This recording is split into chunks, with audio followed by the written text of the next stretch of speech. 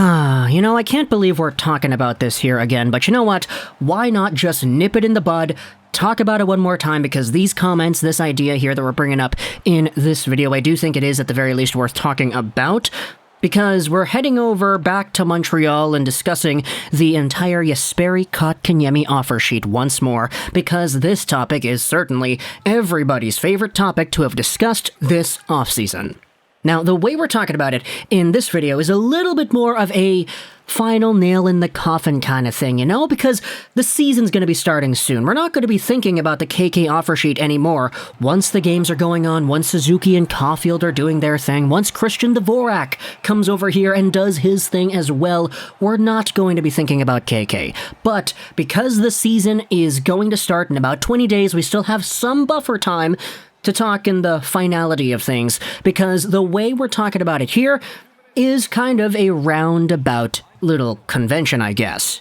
Because we're talking today about Sebastian Aho. He was the guy that kind of catalyzed this entire saga. The entire reason we had a Carolina offer sheet for Kotkaniemi, you could say it's because, they really think he's a good player, and they're willing to take the risk of a first and a third and $6 million for a guy that they really do think is going to become great because they tried the trade for him beforehand, but it didn't get done.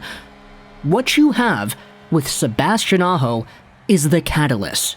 Because if Sebastian Aho did not sign that offer sheet back in 2019 with Montreal, things might have been a lot different today.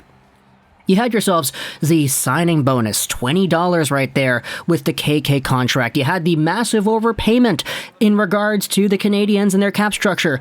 And you had yourselves what was the memes that the Carolina Hurricanes posted all over their Twitter, the Uno reverse card, making things out in French. And you can kind of tell, just based off of everything that we were presented with, that this offer sheet, despite the words of Tom Dundon where he said this was not done for revenge and done because they legitimately think they're getting a good player, this was kind of done for revenge, wasn't it?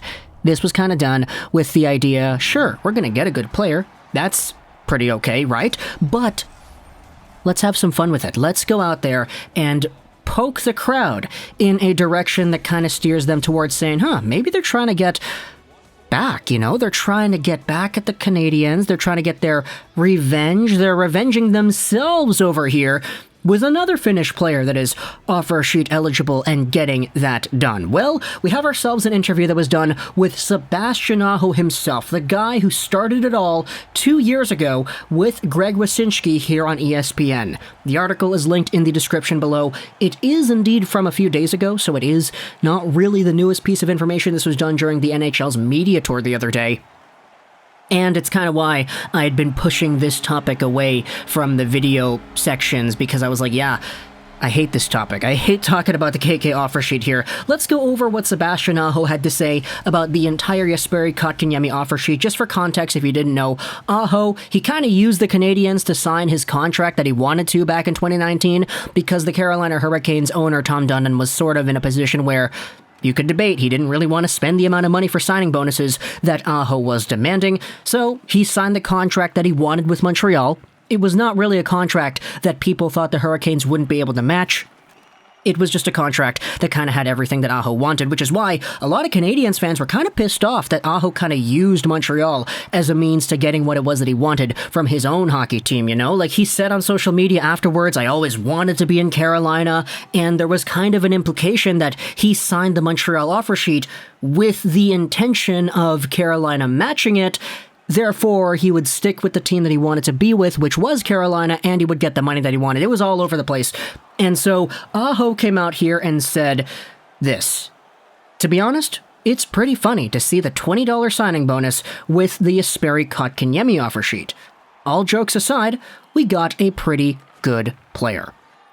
That indeed was the interesting part, because the Kotkaniemi offer sheet had itself some very interesting cap structures. It's $6.1 million with $35 attached at the end there. The regular salary was $6.1, and then there was a 15 at the end, which is Kotkaniemi's number, and then the signing bonus amount was $20, which is also Aho's number too. So the contract was a compilation of both of these guys, almost like the Carolina Hurricanes were rubbing it in the face of Montreal and the fans and the media. Hey, look at this. We are very completely acknowledging that this offer sheet from 2 years ago happened, and it's still somewhat relevant today.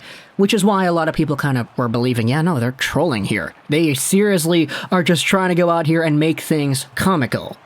But either way, we had ourselves some more comments over here from Sebastian Aho talking about how him and Kotkaniemi, who are both born in Finland, spoke over the phone during the offer sheet process.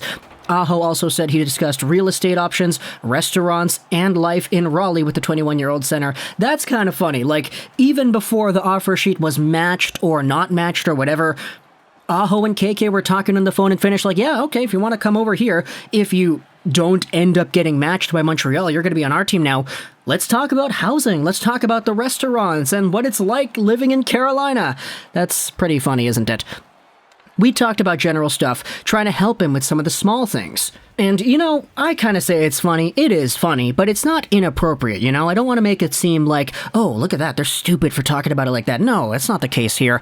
Of course, if you have yourselves the prospect of a fellow countryman heading over to your organization in a completely different part of the world, sure, they're in the same time zone, but I mean, you're crossing the border, and living in Carolina is a lot different than living in Quebec, isn't it? It does make perfect sense to go out there and discuss these things. Aho talked about that. He also had himself a few things to say when it comes to the comedy of the entire situation over here. Rosén lays it out. He talks about how the Hurricanes owner Tom Dundon told Sportsnet Radio in Toronto this month that it was silly to assume that the offer sheet was tendered for revenge. But he defended Carolina poking fun at the move through social media, including references to the $20 signing bonus. We're all in the entertainment business, and we don't have a league if people aren't entertained by it. So, when it worked out the way it did, our philosophy organizationally on the business side is to have as much fun and get as much attention as you can. Aho agreed. He said it got people talking. I think it's going to be a good thing. It's going to be fun playing them next year. It's part of the business. The social media is so huge these days, you don't have to play a game, and you already have a buzz.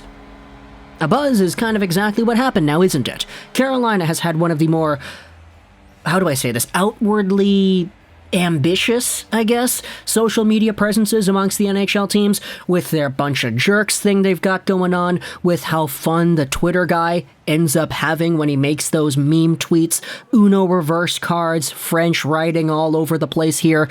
You can tell they have fun with their jobs over there in Carolina, and Aho is acknowledging that. You know, it is just kind of funny to me personally, as a guy looking in from the outside, because when I read these quotes, I saw the comments made by Aho, I was like, wow, like, you do realize you're part of the entire reason this even happened, don't you? Like, if you didn't sign that offer sheet with Montreal back in 2019, they wouldn't have done this. Or maybe they would have, I don't know. Who can tell, right? They might not have done it in the same way that they did it this time, had Aho not signed that offer sheet back in 2019. Maybe there wouldn't have even been an offer sheet for Kotkaniemi in 2021, because they wouldn't have felt that need to say, okay, well, they did that to us back then, let's do it to them now because they have an RFA that needs a contract, he's worth $2 million, let's give him 6.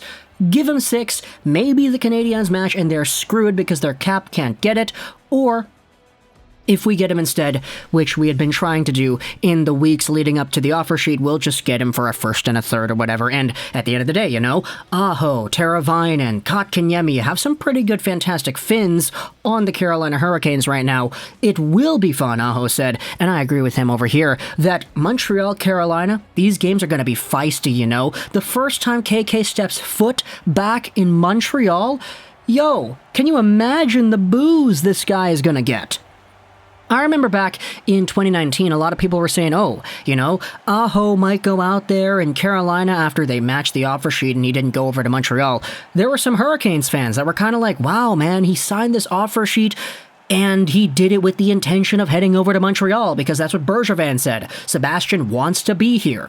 It's kind of another layer of comedy to the entire situation because that's exactly what Don Waddell said when he was interviewed after the KK offer sheet was signed. You had yourselves this idea as to whether or not Hurricanes fans would be ticked off at Aho for signing the offer sheet, but no. He signed a pretty reasonable contract that the Hurricanes had no problems matching. They just didn't want to pay the signing bonuses, which is, I mean, it's their own prerogative to not want to do things. It's just they were not limited in that effect, so it's not really that bad. But either way, when KK steps foot back in the Bell Center, I cannot wait to see the fan response. So talk to me in the comments what your thoughts are on Sebastian Aho and his comments that he made about the KK offer sheet. I hope you enjoyed this Rosén 99, and bye.